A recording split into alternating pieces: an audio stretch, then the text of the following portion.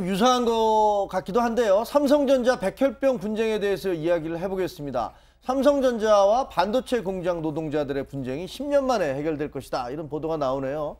저 마찬가지죠? KTX하고? 맞습니다. 계란으로 바위치기가 성공하는 모습을 우리가 사실 지금 보고 있는 중인 거죠. 왜냐하면 2008년에 그 반도체 노동자들이 반올림이라고 하는 단체를 결성하면서 이 백혈병으로 숨져간 사람들에 대해서 보상을 해달라고 했는데 네. 삼성에서는 백혈병으로 숨졌다는 것 자체를 인정하면 우리 큰일 난다라고 하는 생각 때문에 사실 인정하지 않았지 않습니까? 예. 그로부터 지금 시간이 거의 한 10년이 지난 이 시점까지 사실은 계속해서 지지부진하게 문제가 발생하고 있었기 때문에 2015년도에는 이제 조정위원회에서 1차 건관을 발표해서 삼성전자에게 1,000억 원을 마련해서 자체 보상 뭐 하고 반올림은 뭐 여기 좀 응하라 이런 얘기를 했었거든요. 그때 해결이 되는 줄 알았었어요. 그렇죠. 사실은. 그런데 반올림에서 자체 보상을 거부를 하고 천막농성을 시작을 한 거죠. 왜냐하면 삼성전자에서 그 원인이 되게 했던 것에 대해서 사과하거나 미안해하거나 이러지 않고 그냥 마치 은혜적인 급부를 해주는 것처럼 행동을 보였기 때문입니다. 아, 자존심을 상하게 그렇죠. 했다 이런 예. 얘기죠. 그래서 그게 이제 문제가 되어서 현재까지 해결되지 않으니까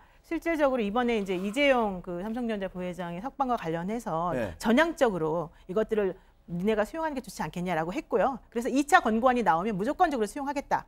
이런 식으로 지금 태도가 바뀌었습니다. 자, 이 소장님께 그 삼성전자에서 과거와는 좀 다르게 좀 전향적으로 긍정적으로 태도를 바꾼 것들은 뭐 지금 그 노 변호사 말씀하신 대로 이재용 전 회장이 뭐 예를 들면 그 감옥에 갔다 왔다든가 뭐 이런 것들이 상당히 영향을 미쳤나요? 맞습니다. 시점이 참 묘한데요. 지금 삼성은 여러 가지 문제가 걸려 있습니다. 삼성 바이오로직스의 분식회계 문제, 네. 삼성증권의 유령 주식 문제, 그리고 여기다 삼성생명과 같은 금융계열사가 전자의 주식을 팔아야 되는 등 여러 가지 조건이 있는데요. 그 가운데서도 가장 중요한 게 바로 이 국정농단 사태 재판이 계류 중이다라는 겁니다.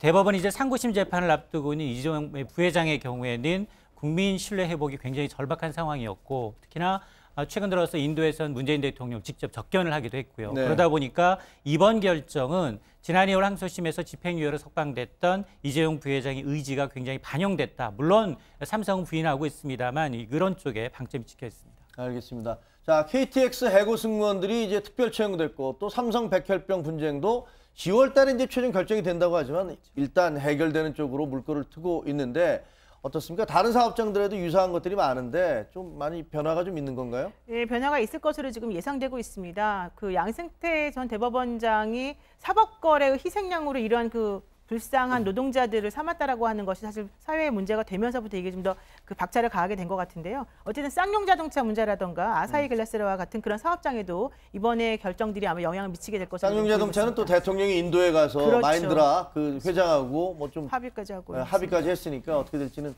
여러 가지 과거에 얽혔던 것들이 잘 해결되기를 기대를 해봅니다.